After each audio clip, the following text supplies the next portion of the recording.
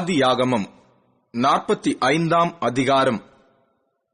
அப்பொழுது யோசேப்பு தன் அருகே நின்ற எல்லாருக்கும் முன்பாக தன்னை அடக்கிக் கொண்டிருக்க கூடாமல், யாவரையும் என்னை விட்டு வெளியே போக பண்ணுங்கள் என்று கட்டளையிட்டான்.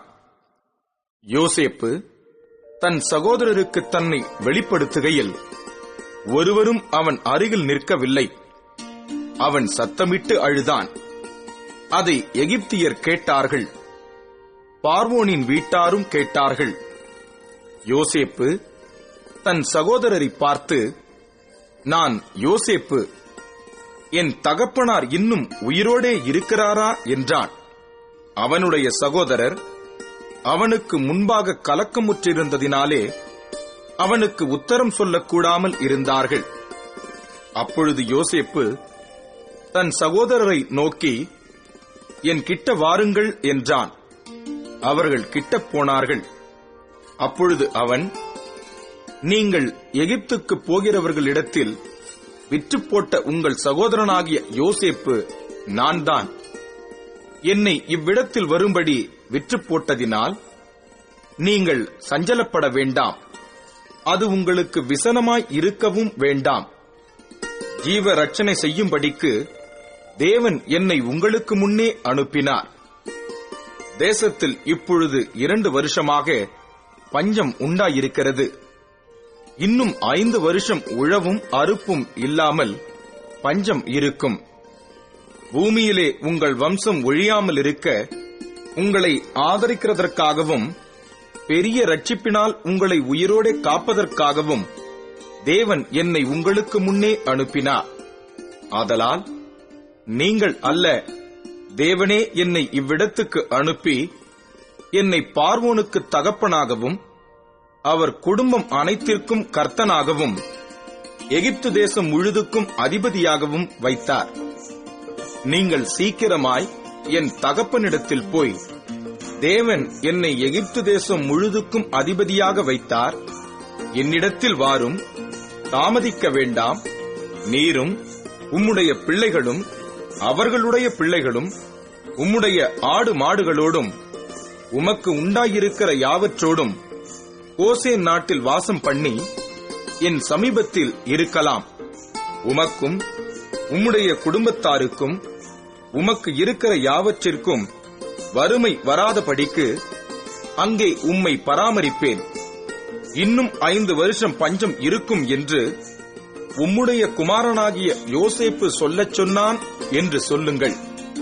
இதோ உங்களோட பேசுகிற வாய் என் வாய்தான் என்பதை உங்கள் கண்களும் என் தம்பியாகிய பென்யமீனின் கண்களும் காண்கிறதே.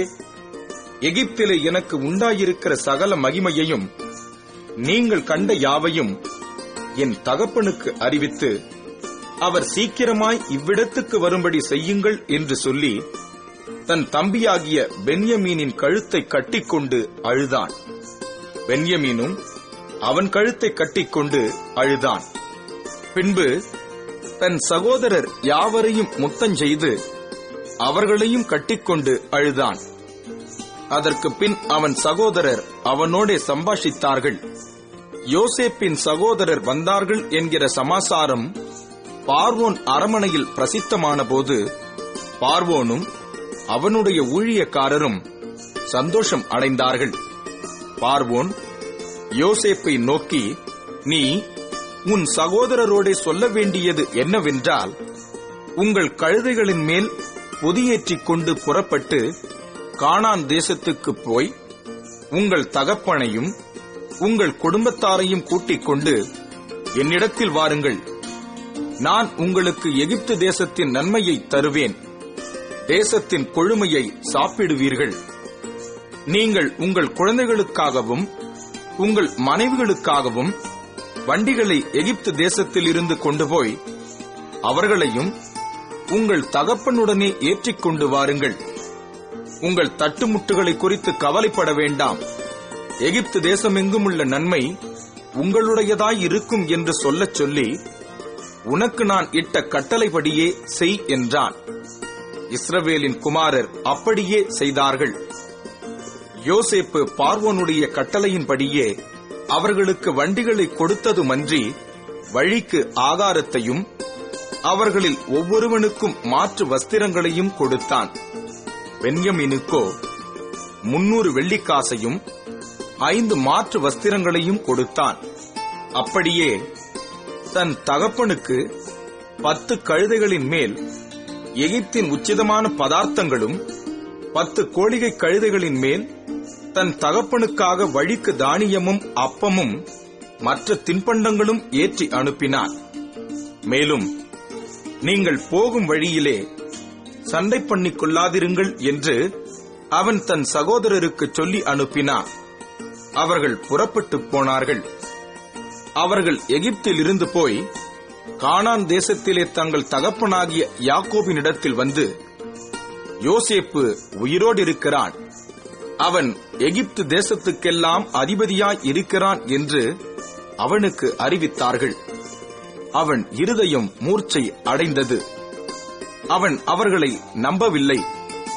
அவர்கள் யோசேப்பு தங்களுடனே சொன்ன வார்த்தைகள் யாவையும் அவனுக்கு சொன்னபோதும், தன்னை ஏற்றிக்கொண்டு போகும்படி யோசேப்பு அனுப்பின வண்டிகளை அவன் கண்டபோதும், அவர்களுடைய தகப்பனாகிய யாக்கோபின் ஆவி உயிர்த்தது.